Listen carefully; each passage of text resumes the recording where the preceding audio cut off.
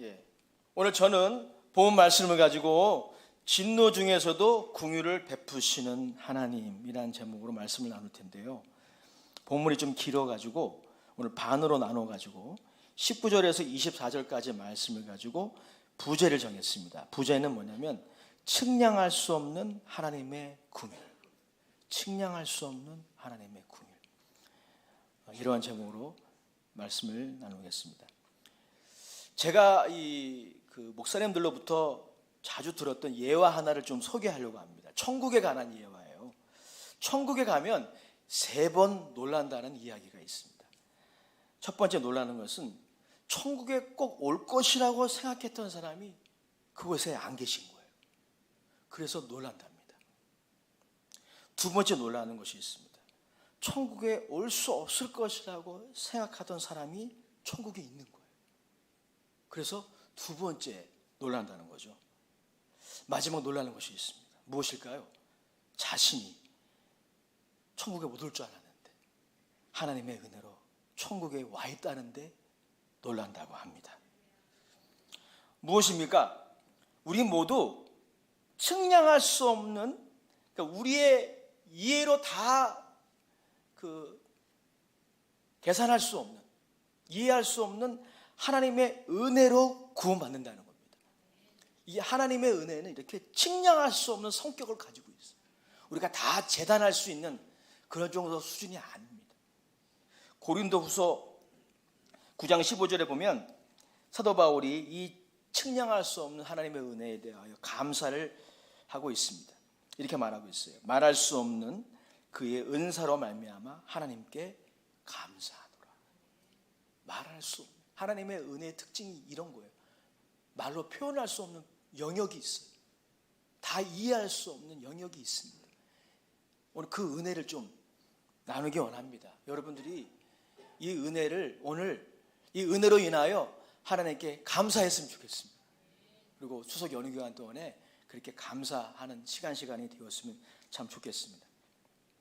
이 바울이 고민이 있다고 그랬죠. 복음을 사람들이 받아들이지 않는 거예요. 특히 유대인들이 자신의 동족이 복음을 받아들이지 않는 것으로 인해서 바울은 고민에 빠졌습니다. 그리고 하나님께 기도했어요. 하나님, 왜 우리의 동족이 복음을 받아들이지 않을까요?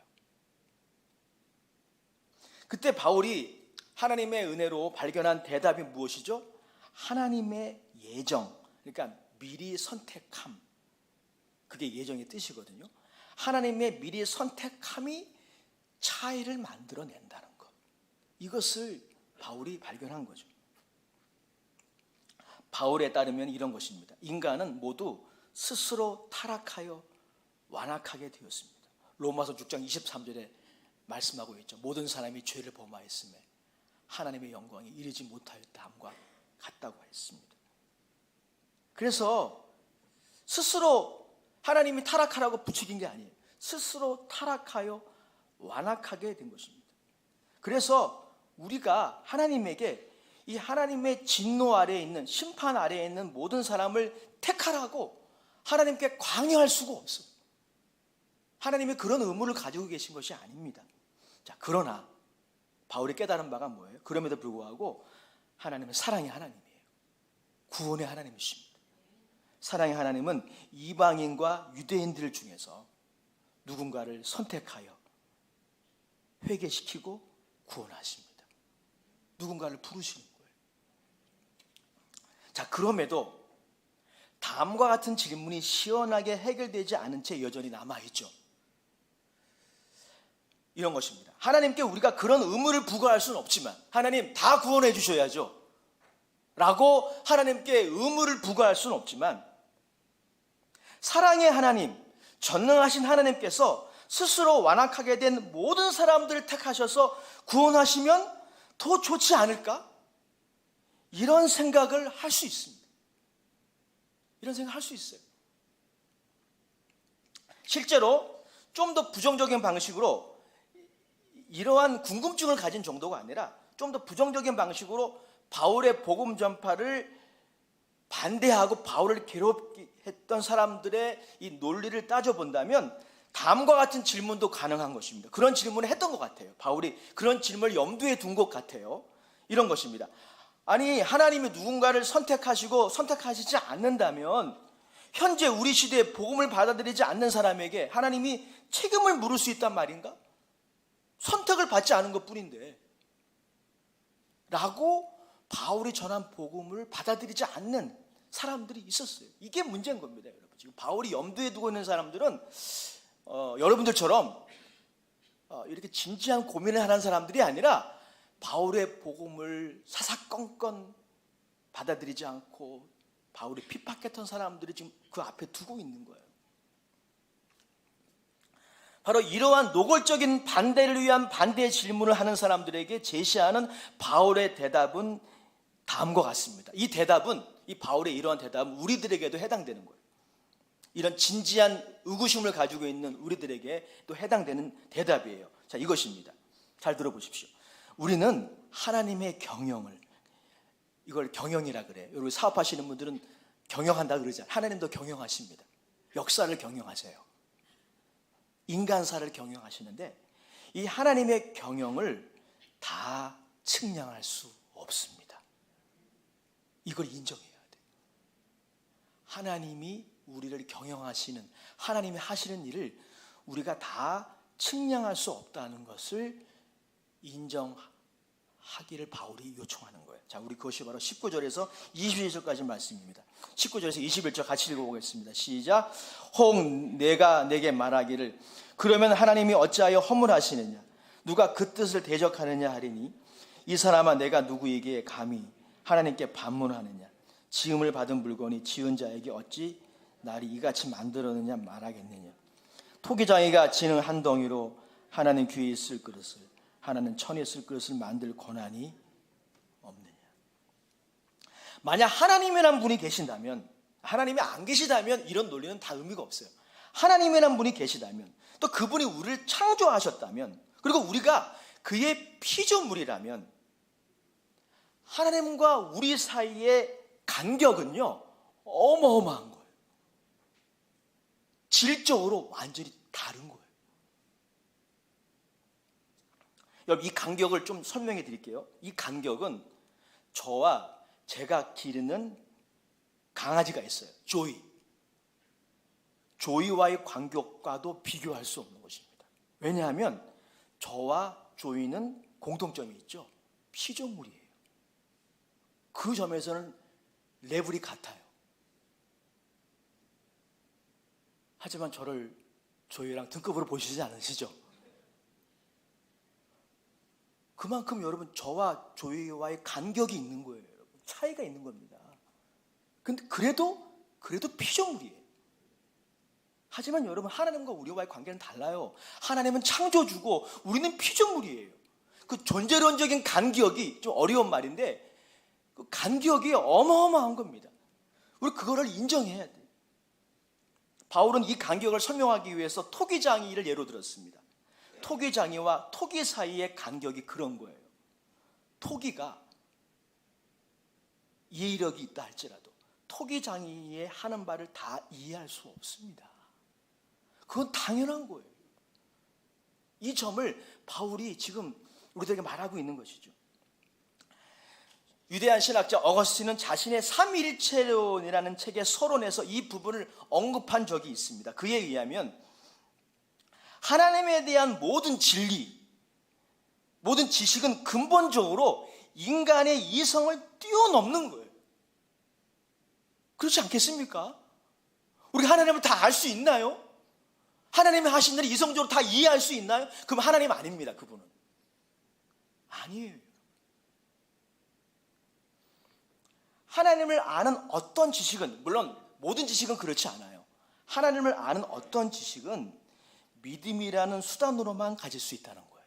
이게 어거스틴의 설명입니다. 맞지 않습니까? 삼위일체, 이게 우리 하나님을 설명할 때 우리가 말하는 그런 우리 신앙 고백이지 않습니까? 삼위일체 이성적으로 말이 안 되는 겁니다. 하나님이 한 분이시면서 동시에 하나님이 세 분이시라는 거예요. 이게 말이 돼요? 모순율이 안 맞는 겁니다. 1과 3이 어떻게 같은 거예요? 다른 건데 이성적으로는 말이 안 되는 거예요. 여러분 믿으시죠? 그냥 믿음으로 받아들인 거예요. 왜? 그건 우리의 이성의 능력을 초월했기 때문에 믿음으로 그냥 받아들인 거예요. 여러분 중에서 삼위일체론이 이해가 안 돼서 하나님 못 믿겠습니다, 그런 분들은 거의 없으실 거예요. 믿음으로 받아들여야 하는 영역이 바로 그런 영역인 거예요. 종교개혁자 루터도 노예의지론에서 이 하나님의 뜻에는 두 가지가 있다고 설명을 했어요. 드러난 뜻이 있어요. 드러난 뜻. 이걸 도덕적인 뜻이라고 하는데요. 이러한 이 하나님의 뜻을 여러분들이 알기 위해서 달나라 갈 필요 없습니다. 여러분들이 신학 박사학위 받을 필요 없어요.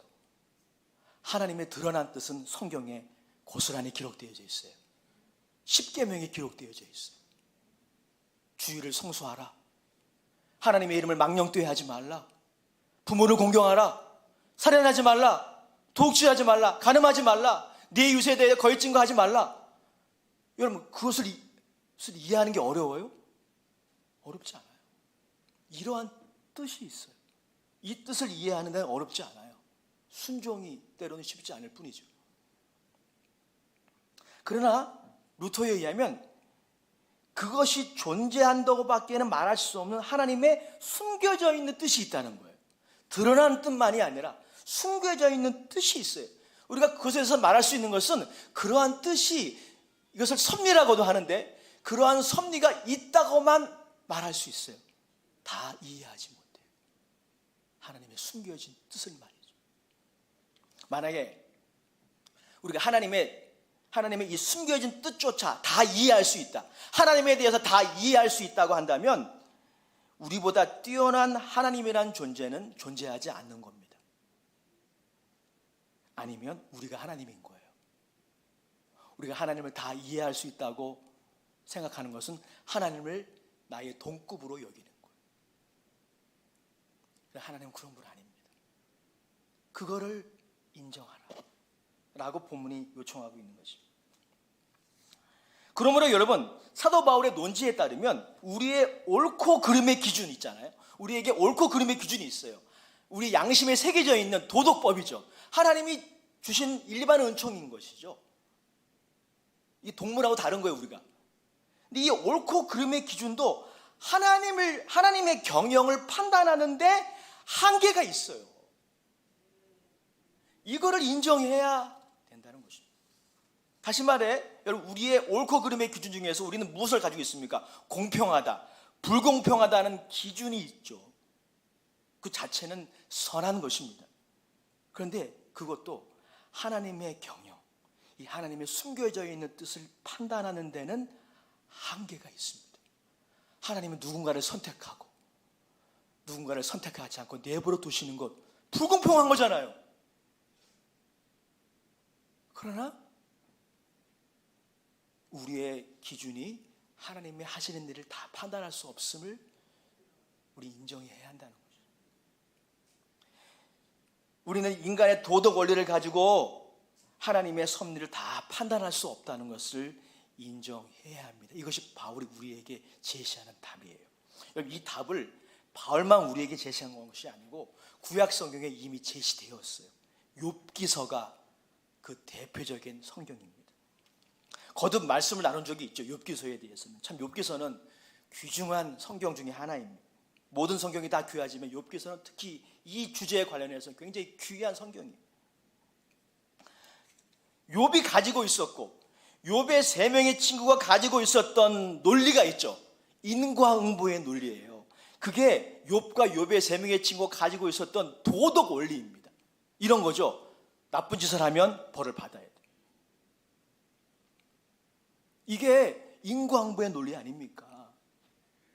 근데 욥의 세 명의 친구들이 이 인과응보의 논리에 근거해서 욥의 고난을 해석하기 시작하죠. 욥이 지금 이렇게 욥이 자식을 다 잃었잖아요. 하루아침에 자식 다 잃어버리고 전 재산 날리고 부인도 떠나갔어요. 욥의 세 명의 친구가 욥의 그 고난을 어떻게 해석했습니까? 이 인과응보의 논리를 해석한 거예요. 분명히 욥이 잘못한 게 있을 것이다. 욥이 동방의 의인이라고 하지만 속으로 많은 죄를 졌나 보다. 그게 욥의 세 명의 친구의 논리 아닙니까?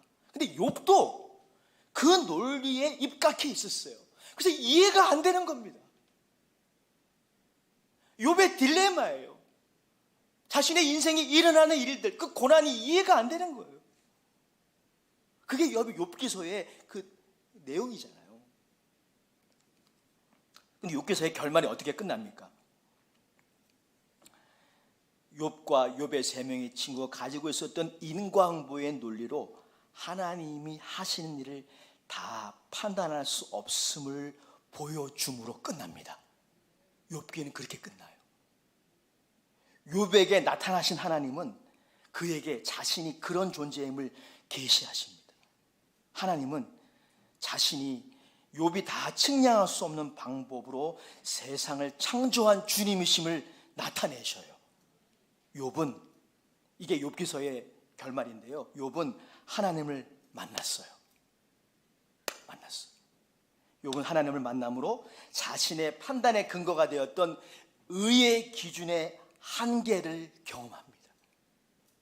그러니까 욥이 뭘 깨달은 거예요? 우리의 인생에는, 이게 욥의 인생뿐이겠어요. 여러분의 인생에도 마찬가지인 거예요. 우리의 인생에는 인과응보라는 도덕 원리로 설명할 수 없는 일이 생깁니다.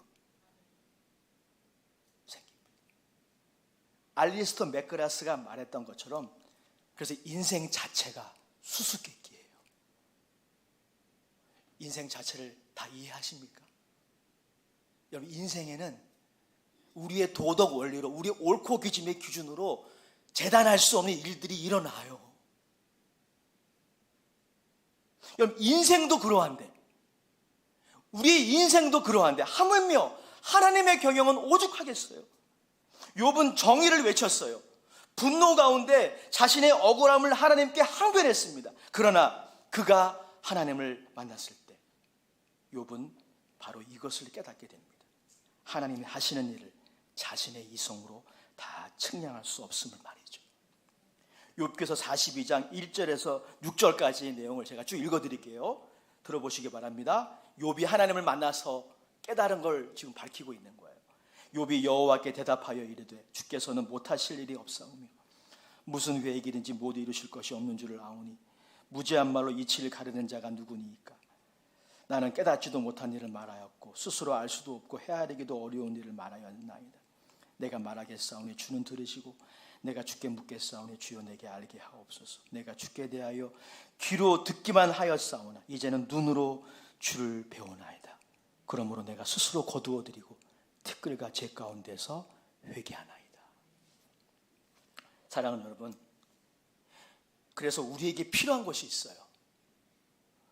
우리의 인생을, 이제 우리가 연세가 좀 드시면 우리 인생을 쭉 회고하게 되잖아요. 우리 젊은이들은 앞으로의 살아갈 인생들을 미리 생각하게 되잖아요. 어떻게 되었든 우리의 인생을 바라볼 때, 또 우리 서로를 바라볼 때 이해되지 않는 게 반드시 있습니다. 우리 서로를 바라볼 때도 왜 저분은 저렇지? 이런 게 반드시 있습니다. 여러분 가족들에게도 있는데 교회에 없겠습니까? 학교에 없겠어요? 군대에는 없겠습니까?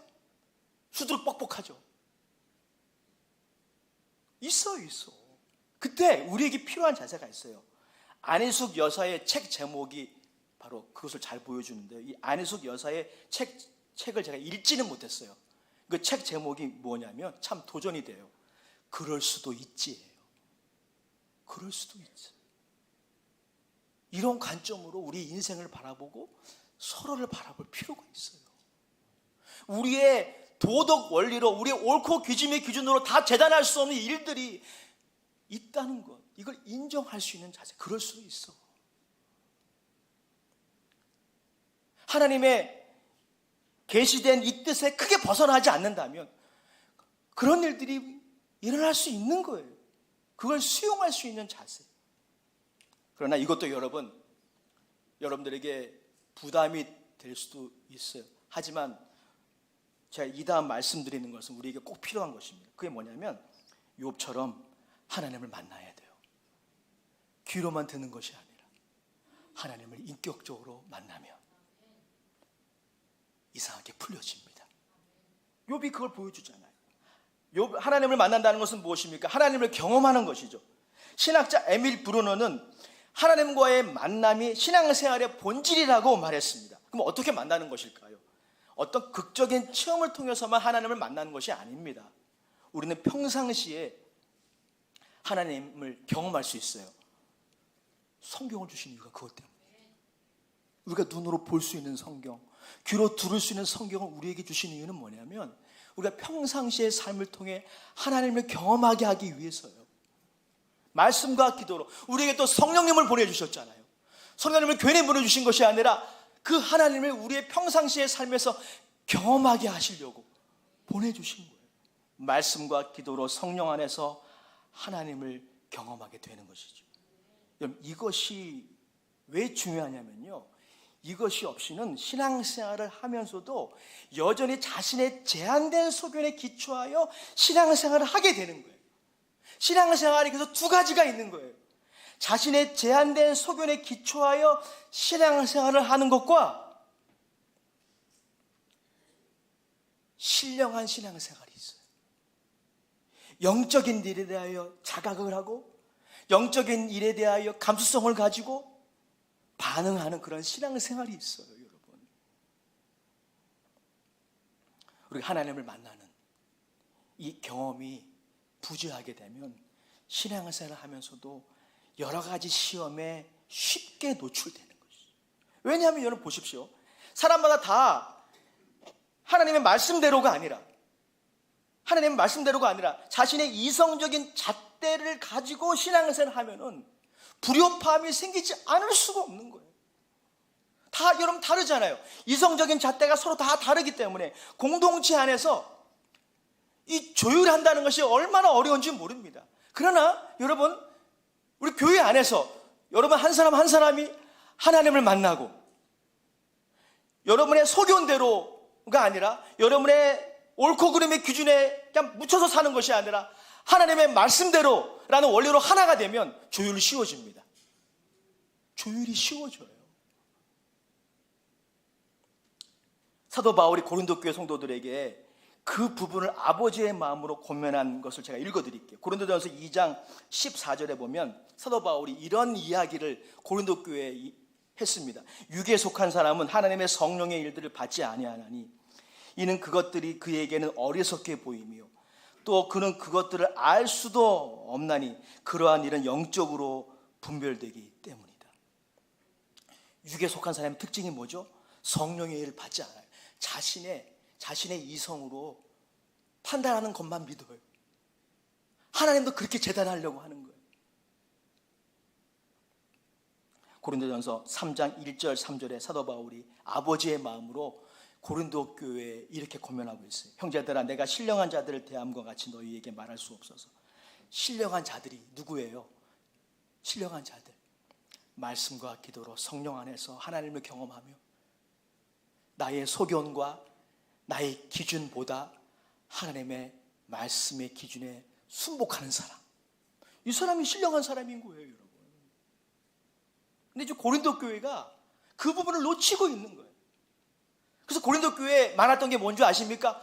분파와 파벌이 그렇게 많았어요. 예. 누구는 게바파, 누구는 베드로파, 누구는 심지어 예수파. 그 이유가 뭔지 아십니까? 신앙생활을 하긴 하는데 여전히 자신의 소견과 신념에 갇혀서 신앙생활을 하고 있는 거예요. 형제들아, 내가 신령한 자들을 대함과 같이 너희에게 말할 수 없어서 육신에 속한 자 곧 그리스도 안에서 어린아이를 대함과 같이 하노라. 내가 너희를 젖으로 먹이고 밥으로 아니하였노니 이는 너희가 감당하지 못하였음이거니와 지금도 못하리라. 너희는 아직도 육신에 속한 자로다. 너희 가운데 시기와 분쟁이 있으니 어찌 육신에 속하여 사람을 따라 행함이 아니리요. 사랑하는 여러분, 우리 모두 하나님을 만나야 합니다. 하나님을 만나야 돼요. 우리에게 말씀을 주신 이유가 무엇입니까? 우리에게 기도라는 축복의 권세를 주신 이유가 무엇입니까? 하나님을 만나고 하나님을 경험할 수 있는 길을 하나님이 주신 거예요. 여러분의 신앙생활이 업그레이드 돼야 돼요. 신령한 자의 신앙생활을 해야 하는 것입니다.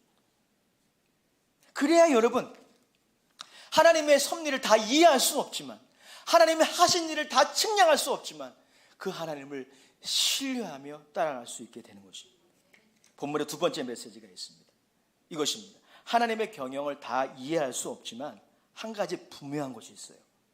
하나님이 하시는 일을 다 측량할 수 없지만 한 가지 확신할 수 있는 것이 있습니다. 그것은 뭐냐면 하나님은 피조물에게 구원을 베푸시는 분이라는 거예요.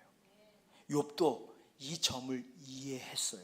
욥기서 19장 25절에 보면 욥이 이렇게 말합니다. 내가 알기에는 나의 구속자가 살아계시니 그가 나타날 것이라. 욥에게 일어난 일들 이해할 수 없어요. 왜 내 자녀가 하루아침에 다 이렇게 죽고 내 재산이 이렇게 날아가고 그걸 어떻게 이해할 수 있겠어요? 그러나 욥이 한 가지 이해하는 게 있었어요. 나의 구속자는 살아계십니다. 지난주에 저희 임씨 집안에 장례가 있었습니다. 원로 목사님의 오춘 당숙이 돌아가셨는데 저에게는 한 7촌쯤 되시는 분이에요. 사실 장례식에 그렇게 가고 싶지 않았어요. 누군지도 정확히 모르는 집안의 그 어르신의 장례식에 가는 것이어서 이 자원하는 마음이 전혀 생기지 않았습니다. 그러나 원로 목사님을 모시고 장례식에 참석했는데 참 기분 좋은 경험을 했어요. 왜냐하면 돌아가신 어르신이 이게 영정에 가보니까 집사로 되어 있어요. 저는 우리 임씨 집안은 아주 강팍하고 그리고 예수님을 안 믿기로 아주 유명한 그런 집안으로 생각을 했거든요. 그런데 그 돌아가신 어르신이, 제가 실명을 바뀔게요. 임양호 집사예요. 신앙생활 하신 거예요. 그리고 그분의 딸들이, 그러니까 저에게 칠촌 당숙이라고 하나요? 그분의 딸이니까 저에게 촌수가 어떻게 되는지 계산이 안 돼요. 근데 그분의 딸들이 다 집사님들이에요.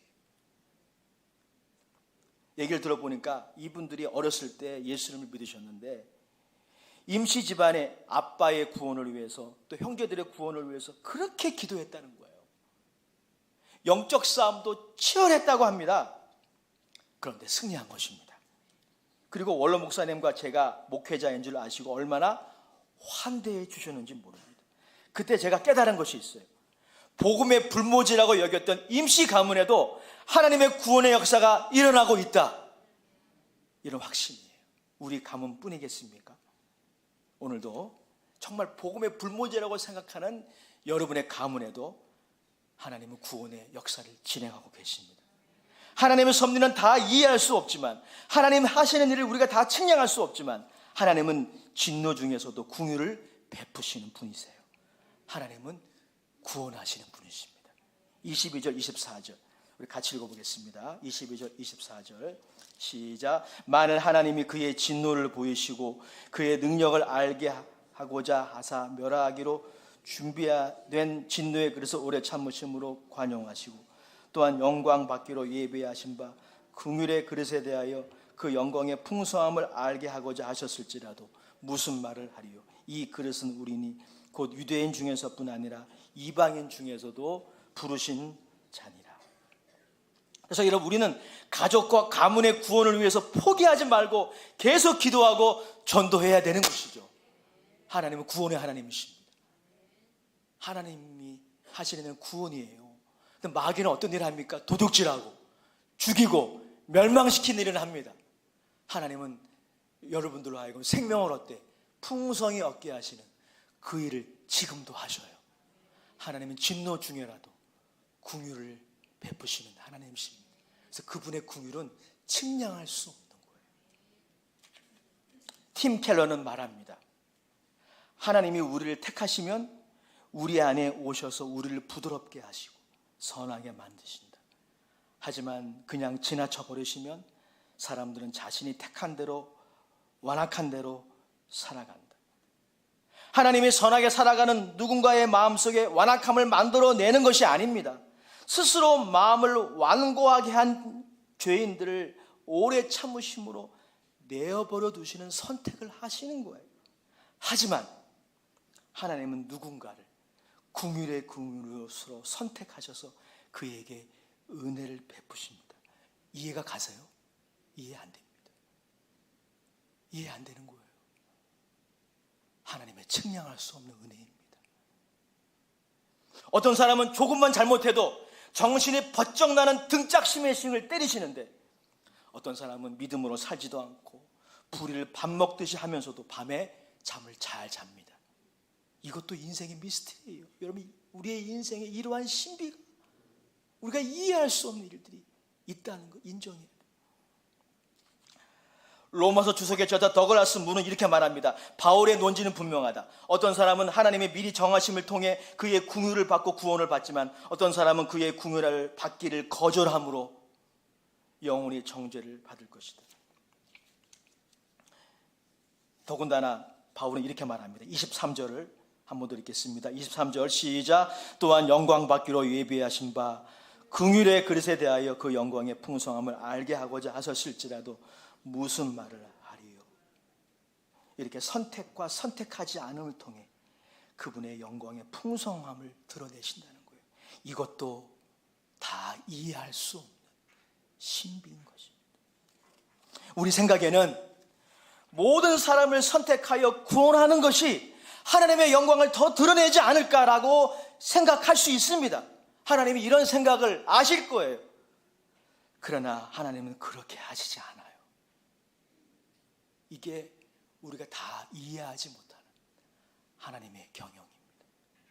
하나님은 누군가를 선택하고 부르셔서 그에게 일방적으로 은혜를 베푸셔서 그를 하나님의 자녀로 삼으심으로 자신의 영광을 드러내십니다. 에베소서 1장 4절에서 7절까지 말씀, 우리 그런 의미에서 같이 한번 읽어보겠습니다. 에베소서 1장 4절에서 7절 시작. 곧 창세전에 그리스도 안에서 우리를 택하사 우리로 사랑 안에서 그 앞에 거룩하고 흠이 없게 하시려고 그 기쁘신 뜻대로 우리를 예정하사 예수 그리스도를 말미암아 자기의 아들들이 되게 하셨으니, 이는 그가 사랑하시는 자 안에서 우리에게 거저 주시는 바 그의 은혜의 영광을 찬송하게 하려는 것이라. 우리는 그리스도 안에서 그의 은혜의 풍성함을 따라 그의 피로 말미암아 속량 곧 죄사함을 받았느니라. 하나님이 여러분들을 이 자리에 부르셨기 때문에 이 자리에 오신 거예요. 이건 제 말이 아니라 예수님 말씀하신 거예요. 예수님이 하나님이 선택하여 부르지 아니하면 한 사람도 내게로 올 자가 없느니라. 유대인과 이방인 중에서 지금도 하나님은 사람들을 부르십니다. 여러분들이 그 대상이 된 거예요. 얼마나 감사해요, 여러분. 저만 감사하는 것 같네요. 감사하시나요? 하나님이 여러분을 부르지 않았다면 여러분 이 자리에 올 수 없었어요. 주님 말씀이에요. 그러므로 이 자리에 오셨다면 그 하나님의 섭리가 다 이해되지 않아도, 하나님의 경영이 다 이해되지 않아도 여러분들을 향한 하나님의 측량할 수 없는 긍휼을 받아들이십시오. 십자가에서 나타난 그 갈보리에서 그 주님의 보혈이 뚝뚝 흘려지는 그 십자가에 나타난 여러분들을 향한 그 하나님의 측량할 수 없는 긍휼을 받아들이십시오. 믿음으로 받아들이는 사람마다 이 시간 구원받게 되고 살게 되는 것입니다. 운명이 바뀌는 것입니다. 여러분만이 아니라 여러분의 가문이, 여러분의 가정의 운명이 바뀌는 것입니다. 모든 악연이 끊어지는 것입니다. 예수 그리스도 안에서 새로운 피조물이 되었도다. 따라합시다. 예수 그리스도 안에서 새로운 피조물이 되었으니 이전 것은 지나갔도다. 고린도후서 5장 17절을 제가 다시 읽어드린 거예요. 이전 것은 지나갔으니 보라 새 것이 되었도다. 결론입니다. 하나님의 경영하시는 일은 우리가 다 측량할 수 없습니다. 그러나 분명한 것은 하나님은 죄로 인하여 심판받아야 마땅한 우리들에게 긍휼을 베푸신다는 거예요. 그것도 측량할 수 없는 긍휼을. 하나님은 각 나라와 각 족속과 각 방언, 각 가문 가운데서 구원받는 사람들을 부르셔서 그들에게 긍휼을 베풀어 주십니다. 하나님이 여러분들을 그렇게 부르신 거예요. 이것 자체가 측량할 수 없는, 우리의 계산과 우리의 이성의 판단을 넘어선 하나님의 경영인 것입니다. 그러므로 우리는 그 사람이 구원받았나 안 받았나, 저 사람이 구원받을 사람인가 못 받을 사람인가, 이거 미리 예단하지 마세요. 이거는 여러분의 몫이 아니에요. 여러분들이 저 사람은 구원받지 못해, 그 사람은 구원받지 못했을 거야, 이렇게 예단하는 거는 하나님의 영역을 침범하는 거예요. 하나님께 맡기셔야 합니다. 우리는 다만 주의 복음을 전해야 합니다. 이 거저받은 이 은혜를 우리 가족들에게 소개해야 합니다. 그래서 여러분들이 친척 집에 이 명절에 친척들을 만나셔야 돼요. 그들 앞에서 선을 행함으로 하나님의 영광을 드러내셔야 합니다. 여러분들이 축복의 통로가 되어서 여러분의 가족들 가운데, 여러분 가문들 가운데 반드시 하나님이 누군가를 부르셔서 구원하실 것입니다. 여러분의 가문을 믿음의 가문으로 만드실 거예요. 또한 하나님의 하시는 일을 다 이해하거나 예측할 수 없지만 하나님은 자기 아들을 아끼지 아니하고 우리 모든 사람을 위해 내어주실 만큼 우리를 긍휼히 여기신다는 것을 믿어야 합니다. 하나님의 경영은 다 측량할 수 없지만 한 가지 분명한 것이 있어요. 욥이 그걸 고백한 거 아니에요? 하나님은 저와 여러분들에게 좋으신 하나님이세요. 그건 믿어야 돼요. 그건 분명해요. 얼마나 좋으시냐고요? 십자가를 보세요. 십자가를 보십니다. 십자가의 사건이 어떤 사건이에요? 로마서 8장 32절에 말씀하고 있는 것처럼 하나님이 자기 아들을 아끼지 않냐고 주신 사건이잖아요. 그만큼 사랑하신대. 그만큼 여러분들에게 좋으신 하나님이세요. 그건 믿어야 합니다. 하나님의 섭리는, 하나님의 경영하신 일은 다 이해할 수 없지만 말이죠. 우리에게 필요한 것은 다 이해할 수 없지만 믿음으로 하나님의 긍휼을 받아들이고 십자가 앞으로 가까이 나가는 것입니다. 이 시간 여러분들에게 그의 있기를 원합니다. 하나님이 부르셔서 이 자리에 오시게 되셨어요. 한 사람도 그냥 가지 마시고 십자가에 나타난 여러분들을 향한 하나님의 긍휼을 받아들이십시오. 주님, 제가 왔습니다. 주님, 제가 왔습니다. 나를 긍휼히 여기소서. 이렇게 주님의 긍휼을 구하시기 바랍니다. 욥이 하나님을 폭풍 가운데 만나서 회복되었잖아요. 저는 기대합니다. 우리 순복음 마음있게 모든 성도들이 하나님에 대해서 저를 통해 귀로 듣는 것으로 끝나는 것이 아니라 하나님을 만나기 원해요. 그 장소가 바로 갈보리예요. 십자가에서 말씀과 기도로 그 십자가를 바라볼 때 우리 하나님을 만나게 됩니다. 그때 인생의 수수께끼가 풀리게 돼요. 상처가 치유될 것입니다. 그래서 이 찬양을 제가 불러드리고 오늘 저희 설교를 마칠까 합니다. 아시는 분은 좀 같이 해주셨으면 좋겠어요. 우리 사모님이, 목사님 너무 낮게 잡지 마요. 높게 잡을게요.